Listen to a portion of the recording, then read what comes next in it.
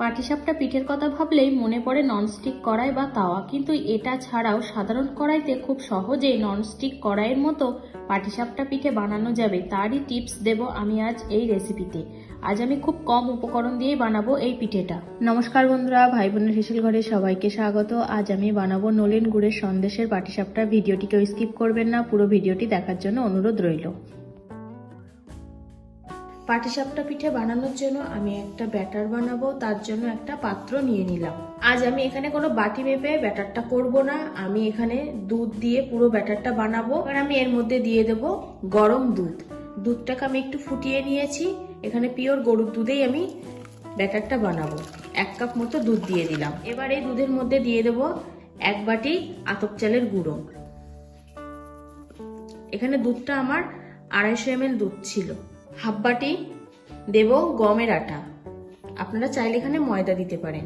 ছোট একটা বাটির 1 বাটি চিনি, এখানে আমি গোটা চিনি দিয়েছি, আপনারা চাইলে চিনিটাকে গুঁড়ো করে নিতে পারেন। আর দিয়ে দেবো হাফ বাটি খেজুরের গুড়, এটা একদম পিওর খেজুরের গুড়। এবার দিয়ে দেবো 1/4 চামচ লবণ। সবকিছু উপকরণ আমার দেওয়া হয়ে গেছে, এখন আমি এবার একটা ব্লেন্ডার দিয়ে ভালোভাবে ব্লেন্ড করে নেব। এখানে কিন্তু আমি চালের গুঁড়োটা প্রথমে 1 বাটি দিয়েছি, আমি ব্যাটারের থিকনেস বুঝে আমি আবার এখানে অ্যাড করব। এখানে কোনো পরিমাপ করে আমি করিনি, আমি মোটামুটি একটা আন্দাজ মতো দিয়েছি। আর যেই খেজুরের গুড়টা দিলাম, এটা একদম পিওর গুড়, কোনো বাজার থেকে কেনা না। আমরা কিছুদিন আগে গিয়েছিলাম বাঁকুড়াতে বেড়াতে, ওখানে গিয়ে দেখলাম ওখানকার স্থানীয় লোকজন খেজুর গাছ থেকে রস এনে একদম পিওর গুড় জাল দিচ্ছে, রসটা জাল দিয়ে গুড়টা বানিয়েছে, দেখেই ভালো লাগলো, ওখান থেকেই আমরা নিয়ে এসেছিলাম। যাই হোক, ব্যাটারটা আমার দেখে মনে হচ্ছে এখন একটু পাতলা হয়ে গেছে, আমি এর মধ্যে আবার একটু চালের গুঁড়ো দেব। এই যে আবার হাফ বাটিরও একটু কম আমি চালের গুঁড়ো অ্যাড করলাম। আবারও ভালোভাবে এটা মিশিয়ে নেব। তবে খুব বেশি ঘন কিন্তু করলে হবে না, পাটিসাপটার ব্যাটার খুব ঘন হয় না। ব্যাটারটা আমার গোলা হয়ে গেছে, এখন আমি দেখাচ্ছি যে কতটা আমি থিকনেস রেখেছি। দেখুন, ঘনত্বটা ঠিক এমনটাই রেখেছি, এর থেকে বেশি ঘন করলে হবে না। ব্যাটারটা আমার রেডি হয়ে গেছে। পাটিসাপটা পিঠেটা বানাতে আজ আমি কোনো রকম পুর বানাবো না, আজকে আমি নলেন গুড়ের সন্দেশ দিয়ে পাটিসাপটা পিঠেটা বানাবো। এখানে আমি 150 গ্রাম নলেন গুড়ের সন্দেশ নিয়েছি। চলুন এবার পরের স্টেপে চলে যাই। এখানে আমি কোনো ননস্টিকের কড়াইতে পিঠেটা বানাবো না, আমি এই নর্মালি আমরা বাড়িতে রান্না করি যে দস্তার কড়াই, সেই কড়াইতে আজকে আমি পিঠেটা বানাবো। কিন্তু দেখাবো যে কত সহজেই এই পিঠেটা উঠে যাবে, কোনো রকম তলায় আটকে যাবে না, তারই টেকনিক আজকে আমি আপনাদেরকে দেখাবো। কড়াইটা বসিয়ে আমি কিন্তু গ্যাসটা অন করে দিয়েছি, কড়াইটাকে একটু গরম করে নেব। কড়াইটা 1 মিনিট মতো গরম করে নিয়েছি ফুল হিটে। এবার আমি এর মধ্যে দিয়ে দেবো তেল, একটু বেশি পরিমাণে তেলটা দেবো, কারণ পিঠে বানানোর জন্য আমার যে তেলটা লাগবে সেটা আমি প্রায় মোটামুটি আন্দাজ করে পুরোটাই দিয়ে দেব। তেলটাকেও আমি এখানে ভালোভাবে হিট করে নেব। এবার আমি একটা চামচের সাহায্যে তুলে নেব।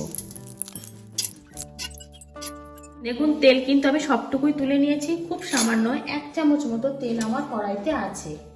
এবার এই তেলটা আমি ভালোভাবে চারিদিকে দিয়ে নিলাম কড়াই। এবার আমি কড়াইয়ের মধ্যে 1 হাতা ব্যাটার দিয়ে দিলাম। ব্যাটারটা একটু চারি সাইডে ছড়িয়ে নেব।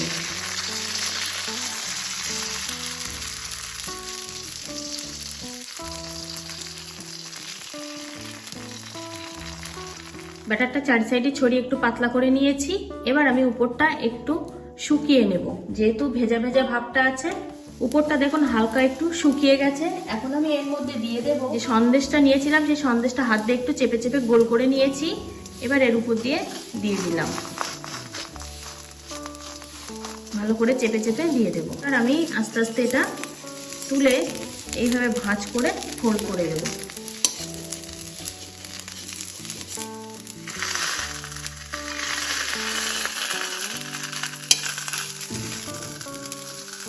দেখুন কত সুন্দর উঠে গেল। এবার আমি এই পিঠটা আবার একটু উল্টে দেব, বেশ একটু হালকা ভাজা ভাজা করে বানাবো পিঠেটা। উল্টো পিঠটা আমার ভাজা হয়ে গেছে, এখন আমি এটা তুলে নেব। এবার আমি কড়ার মধ্যে আবারও সেই যে তেলটা তুলে রেখেছিলাম তার থেকে হাফ চামচ মতো তেল দিয়ে দিলাম। 1 হাতা ব্যাটার দিয়ে দিলাম,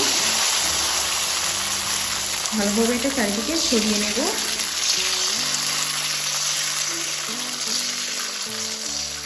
যারা নতুন পাটিসাপটা বানাতে শিখছেন বা চেষ্টা করছেন, করার কিন্তু হচ্ছে না, অবশ্যই এই পদ্ধতিতে একবার হলেও ট্রাই করবেন। দেখবেন এক চান্সে পিঠে হয়ে যাবে ভালো, কোনো জায়গায় আটকে যাবে না কড়াইতে। সবার বাড়িতে ননস্টিকের কড়াই থাকে না, সেক্ষেত্রে এই কড়াইতে করতে গেলে অনেকের আটকে যায়, ভালো হয় না, ভেঙে যায় পিঠে।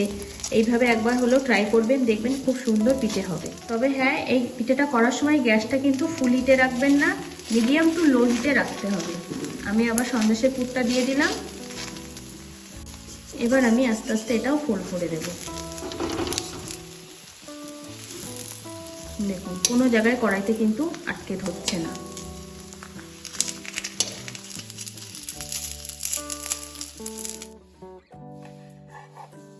এইভাবে আমি বাকি ব্যাটারটুকু দিয়ে সব পিঠেগুলো বানিয়ে নেব।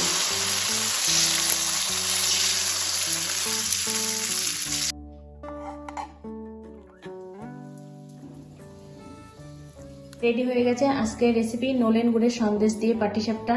আমি ব্যাটারটাতে গুড় দিয়েছিলাম বলে দেখুন কত সুন্দর একটা কালার চলে এসেছে। এবার আমি একটা দেখাচ্ছি যে কত সুন্দর সফট হয়েছে পিঠে, দেখুন দেখেই বুঝতে পারছে। আপনারা বাড়িতে এইভাবে বানিয়ে ফেলুন ঝটপট, আর কমেন্ট করে জানাবেন কেমন হলো। আজকের রেসিপিটা তাহলে এই পর্যন্ত। যে সকল নতুন বন্ধু আমার ইউটিউব চ্যানেল থেকে দেখছেন তারা অবশ্যই চ্যানেলটিকে সাবস্ক্রাইব করে দেবেন, আর যে সকল বন্ধুরা ফেসবুক থেকে দেখছেন তারা অবশ্যই ফেসবুক পেজটিকে ফলো করে দেবেন। আজ তাহলে এই পর্যন্ত, দেখা হচ্ছে পরের কোনো নতুন রেসিপিতে।